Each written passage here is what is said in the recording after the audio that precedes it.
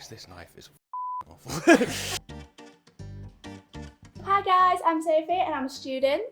I'm George, I'm a professional chef. We have Valentine's Day coming up, so if you're like me and you're a little bit too broke to go out for a fancy meal, or have left it a little too late to book a fancy restaurant, we are here to help.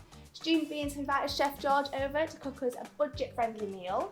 Today we're cooking a simple steak dish, simple, cheap ingredients, easy to make, really tasty, and it should be great for that special someone in your life. First we have a sirloin steak. Obviously I'm just doing one today, but if it's 2 people you do 2. We have some new baby potatoes, tender stem broccoli, flat leaf parsley, a few lemons, cooked beetroot. You can get raw beetroot, you'd have to roast it in the oven for about an hour with some olive oil beforehand. First things first, if you'd like to grab some new potatoes, probably 4 or 5, and just slice them in half. All this is doing is making the cooking time a bit shorter. So basically we're going to boil these new potatoes very simply until they're cooked, and then just after they're cooked we'll throw them in a bowl with some lemon, some parsley and some salt, just to give it a bit of flavour and just make it a bit more interesting than just boiled potatoes.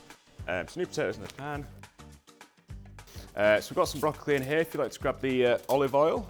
Yeah, a little bit more, just a splash more. Yep, that's good. We don't want to use too much, because otherwise you would just be basically frying the broccoli, but we're roasting it. Salt and pepper. Yeah. Pop this in the oven. It should be done in about 10 to 12 minutes, but always just check. You never know what actual temperature your oven's running at. But yeah, 10 to 12 minutes, 180 degrees, and that should be good. If you'd like to take the plate with the steak on, and again, oil, salt and pepper. And then we'll flip it over and do the same again. So I'll rub it in because then I'm the only person with raw meat on the hands. You've got to be really careful not to cross-contaminate raw meat into your food. You get your frying pan on, make sure it's nice and hot, and then we'll pop the steak in. Always lay it away from you so you don't burn yourself. Just put that down, just hold it in place for just a moment, and then just leave it be. I'm just going to go wash my hands so I don't poison anyone. So at the minute we've got the steak cooking in there on one side, we've got new potatoes boiling in there, there'll still be another 5-6 minutes. And we've got broccoli in there, and I think that'll probably be about another 6 or 7 minutes. The steak's probably cooked on one side, so we'll flip it over, and then as I say, leave 3 or 4 minutes, and you'll be there. Very careful as lifting. You can see, nice bit of colour on there.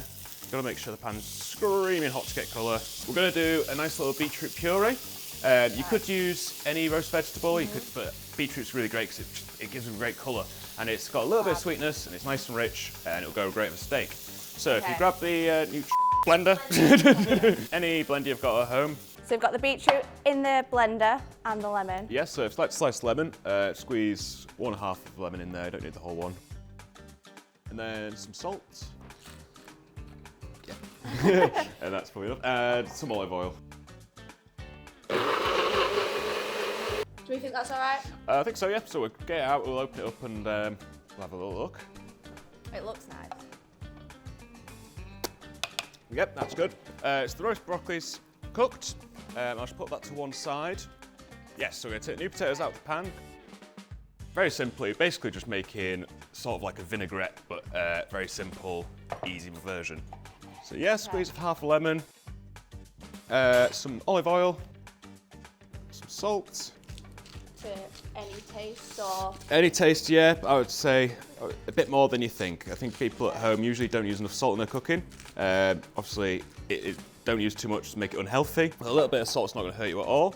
If we grab some parsley, and we just need some garlic. What we do is use a garlic crusher, which makes things easier. You can just pop it in there whole, you don't need to peel it. And then just some black pepper. A little bit or? However much you'd like. They just smell really nice. So you got the steak cooking on both sides. I'd say at the minute it's about a medium rare. So what we're going to do now is just sear off the fat around the edge of the sirloin. Ideally you should be using tongs to keep your hands safe, but yeah. I'm kind of used to burning my hands. So we've seared off the fat around the outside of the sirloin. We're going to take it off the heat. Yeah. Turn that off. Just like to grab the 2 bulbs of garlic. Yeah.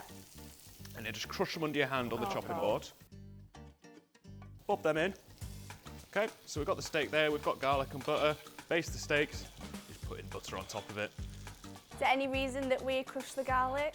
If you just stuck it in there without it being crushed, would it matter? Yeah, so if you put it in without it being crushed, you won't really get much of the flavour out because you've got the skin around it, sort of stops the flavour from getting out. So that's about done. So what you want to do is pop this in some tin foil with the bulbs of garlic. Is that going to keep on cooking then once it's in the foil? So yeah, so it's rested. So if you were trying to get a medium rare steak, you'd probably want to put it in there when it's at the end of rare. So to tell it how a steak is cooked, there is a little test you can do. If you wanted a blue steak, you'd press this soft part of the thumb there, and then as you connect each finger, it changes the cookness. So you've got rare, which you'll touch there, medium rare to medium, medium to medium well, and then well done at the end. And there. And that equivalent to if you poke your steak. The steak, yeah.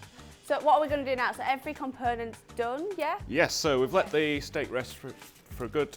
You want to rest it for the same amount of time you're cooking it for. So we cooked it for about 8 minutes. So you let it rest for 8 minutes. I always wrap it in tin foil to make sure it stays warm. What we're going to do is grab a plate. We're going to make it a little bit fancy because it's Valentine's Day. We're going a bit of an extra mile with the plating. Got a simple technique. In fact, I can let you do it yourself. If you like to grab a tablespoon of the beetroot puree and just place it around this area, something like that. And then using the base of the spoon, if you put it in, and then with the curve of the plate, go through. Pretty good, pretty good. We're just going to slice the steak. Okay, so if you like to place the steak next to it, try and fan it out a little bit so you can see the cookness of the steak. That's your simple steak dish for a student for Valentine's Day. Notice the red beetroot, like a heart. I mean, it looks pretty good because, I mean, I can never plate anything up like this as a student. My beans on toast doesn't look like that. Maybe not your beans on toast, no, but it's pretty simple stuff to make your dish look a bit more appealing. Should we taste test it? Yeah, sure, go for it. That was so nice. Yeah. That is really nice. So should we rate it? I'm going to rate it because you cooked it. Well, I'm going to give myself a good 9. A 9? I'm going to say it's a 9. I think it's a really solid dish. Right everyone, that's it for today. It's a nice, easy, simple dish. It'd be great to make at home, and I hope you enjoy it. If I can do it, then I'm sure you guys can. And remember to download the Student Beans app for more discounts on restaurants and supermarkets. Get some inspiration. And if you like this video, remember to like and subscribe to the channel. And happy Valentine's Day, guys. Valentine's Day.